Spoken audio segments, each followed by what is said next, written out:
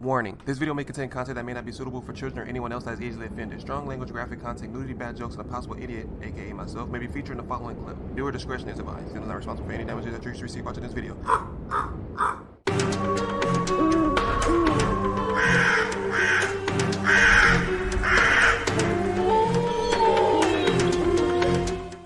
Hey, what's up, guys? Zems, and welcome to Top 3 Photos with Disturbing Backstories Part 16. This video is by Mrballen, so if you haven't already, be sure to swoop down to the description box, click on that link, and go watch the video in its entirety. We might be pausing and stopping through the whole thing. Why you always pausing and talking through the video?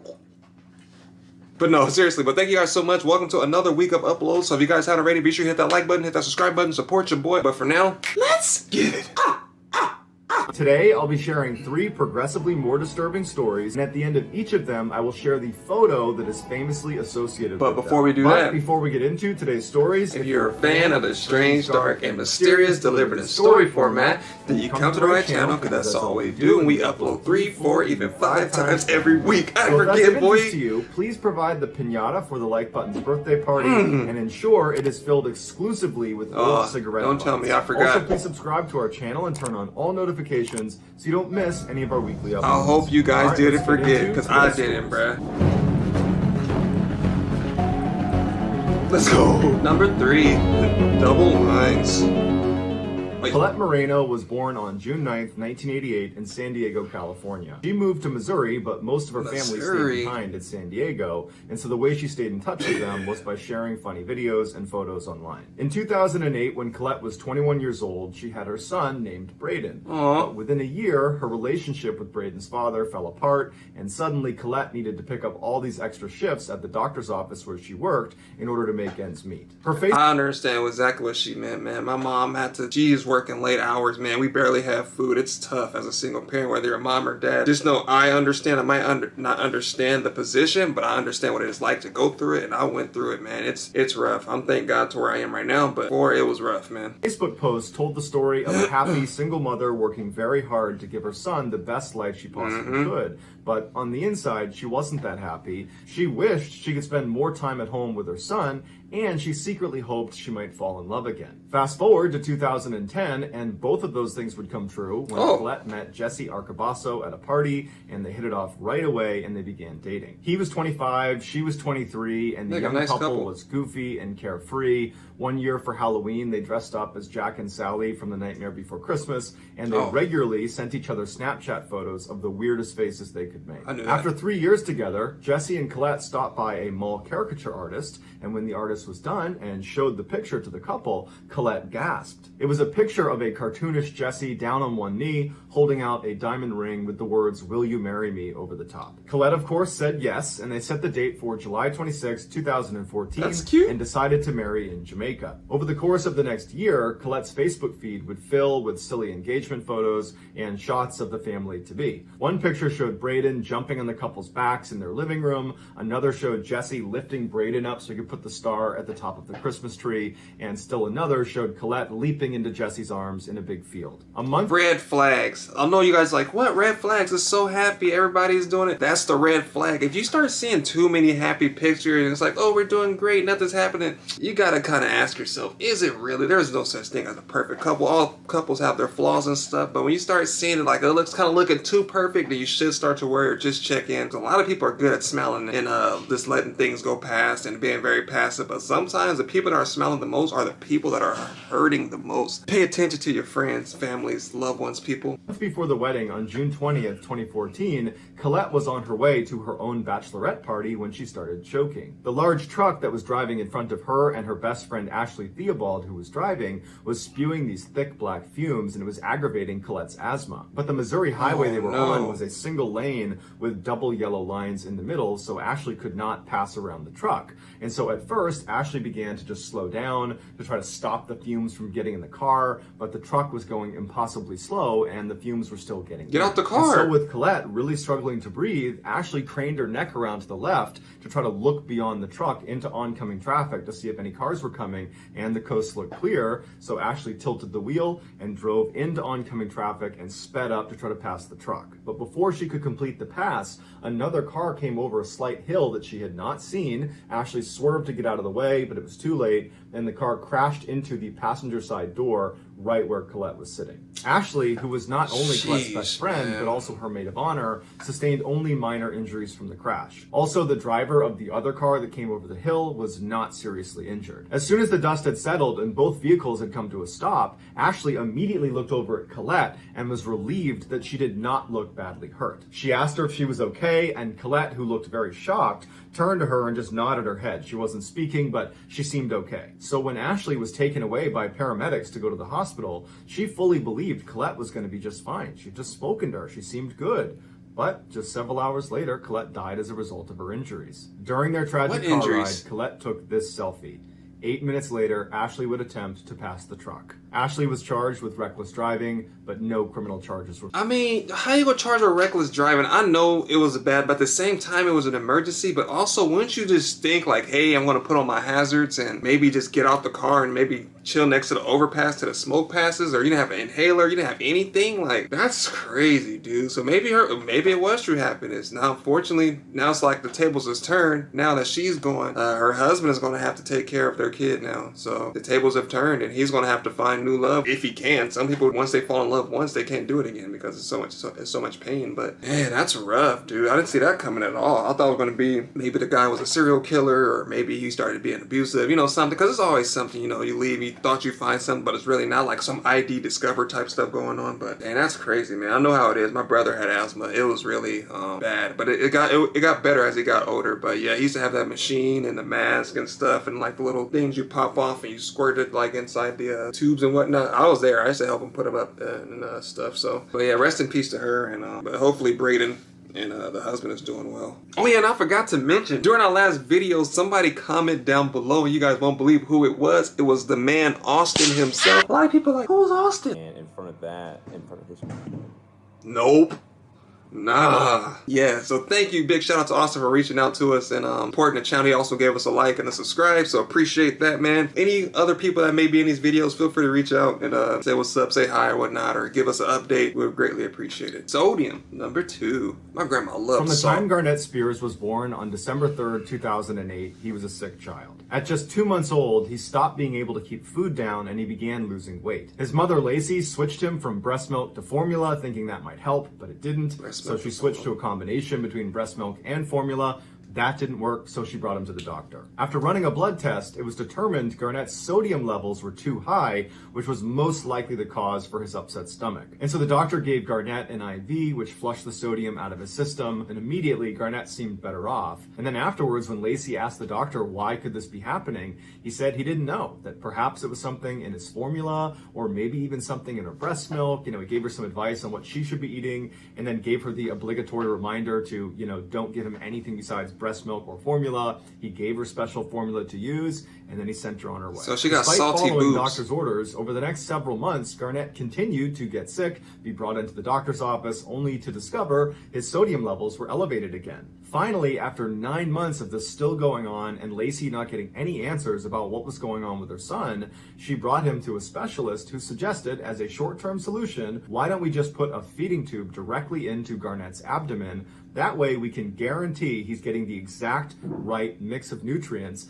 and if he's still having elevated sodium levels after that, then we'll look at other reasons this could be happening. After it was inserted, Garnett's condition seemed to dramatically improve, leading doctors to believe it had to have been some strange ingredient inside the formula or something. The strange ingredient is titty. That's all it is. It's the boobie, man. Her boobie is salty. I don't know if she may be putting a lot of salt on her steak or mashed potatoes, but she got salty breast milk. Let's just say how it is. She got sea salt flavored breast. There's nothing wrong with that. She just has to change her diet. That's all. Something inside of Lacey's breast milk. But despite his improved condition, Garnett was not 100% healthy. Over the next few years, periodically his sodium levels would spike, which no doctor could explain, and it would cause stomach pains and headaches, and in some instances it would cause seizures. And Lacey, who diligently documented every single food, fluid, anything that went inside of her son, at the first sign of trouble she would rush him to the hospital. But all doctors could ever do was administer an IV to flush the sodium out, and then give her the obligatory reminder to only feed him certain foods that were low in sodium. And so for the next few years, life went on like that. In 2012, when Garnett was 4, they moved out of Lacey's hometown in Alabama to New York. They moved into a retirement community called the Fellowship, which is a place where younger people can go and live for free in exchange for caring for the elderly. So like The Walking Dead. And Garnett loved it there. He would run around the halls and poke his head in the older folks' room, and nice they all eyes. loved Garnett. It was really just a happy place for both Lacey and for Garnett. During that time, Lacey started a blog called Garnett the Great, which documented Garnett's life and their kind of collective struggles to figure out what was going on with Garnett with these weird sodium level spikes. The blog gained a lot of support, not only because of Garnett's condition, but because this was not the first hardship the mother and son had had to face. When Lacey was pregnant with Garnett, Garnett's father, who was a police officer, was killed in a car accident. And so the supporters of this blog were really eager to find ways to give back and support this mother and son. But no amount of love and support could have prevented what happened in January of 2014. On the 17th of that month, Garnett woke up with a high fever and stomach pains, and on the drive into the hospital, he had a seizure. When they arrived, doctors tested Garnett's blood, and like usual, his sodium levels were through the roof. And so they administered an IV, which reduced his symptoms. And after he was back to normal, they said they wanted to keep him at the hospital for a couple of days to observe him because of that seizure he had. They wanted to make sure that, 1, it didn't happen again, and 2, there wasn't something else going on. For the first 2 days of Garnett's observation at the hospital, he was asymptomatic. They tested his blood, his sodium levels were normal, and everything seemed to be going fine. And in fact, they were getting ready to discharge him when all of a sudden on January 19th, so 2 days after arriving, he suddenly seemed to be in much worse shape. When they tested his blood, sure enough, his sodium levels were at an all-time high. And so after giving... Alright, I think they tested everything, but they have yet to test the mom's titty. I know I keep saying it over and over again, but they need to test her titty just to be sure. Because, I don't know, it's been happening since it was baby, but they keep pointing at the son. Maybe we need to test the mom's boob or something. That's all I'm saying. Him an IV and attempting to lower his sodium levels, it just wasn't happening quickly enough. And so they transferred him to a specialized children's hospital that could handle this situation better, and they were able to bring his levels back down to normal. However, the damage had been done. This final enormous sodium spike had led to massive brain swelling that ultimately killed him a couple of days later. After his death, doctors were baffled at how his sodium could have spiked on January 19th because they were closely monitoring what was going into his body. And sodium does not just suddenly appear in your body. It needs to be inserted into your body. And so they reviewed all of his medical files, and that included looking at the footage of the camera that had been set up at the foot of the bed facing Garnett to monitor him for seizures.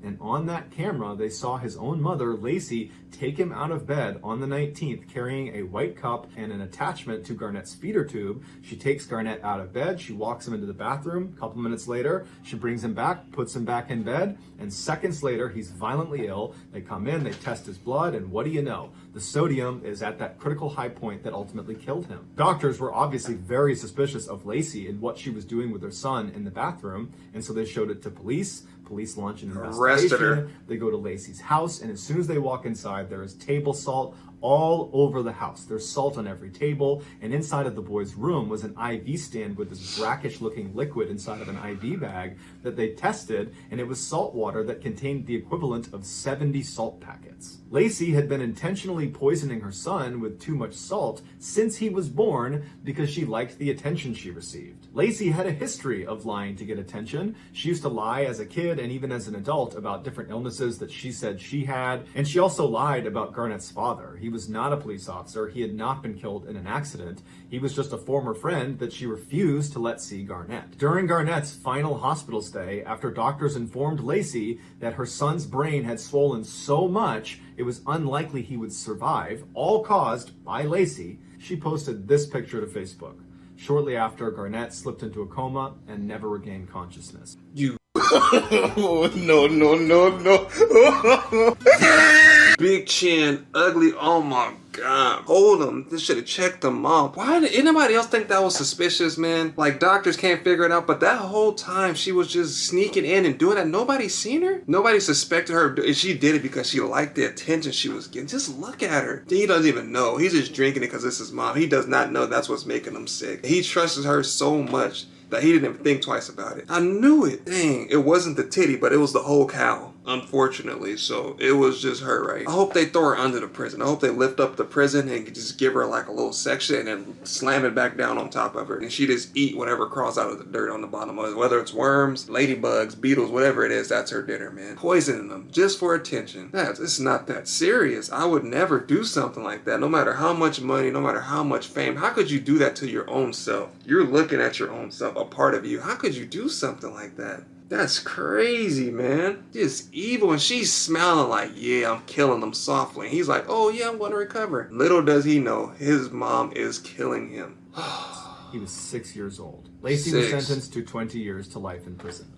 Just kill. Why do people do that, bro? 20 years to life. Just kill them. You just taking up space in jail. Would you just want to let them live the rest of their life out? Get rid of them. Make space for other people that just have 10 years, 5 years. That's why prison systems are overcrowded. Get rid of people that have life. They're going to die anyway. Jesus. Number one, Sing Sing. That's Between crazy, 1890 dude. and 1963, 695 people were executed in the state of New York. 614 of those executions were carried out via electric chair in one of the most infamous maximum security prisons in the world called Sing Sing. Sing Sing has long held an almost mythological place in American culture. Many books have been written about the prison and many movies have been set there. Among the notorious people who were put to death there was the serial killer David Berkowitz, better known as the Son of Sam. Who killed 6 people and injured another 10. The boss of the infamous Brooklyn gang called Murder Inc., which was responsible for over 20 murders. And the so-called Lonely Hearts Killers, which was Martha Beck and Raymond Fernandez, who during the 1940s and 50s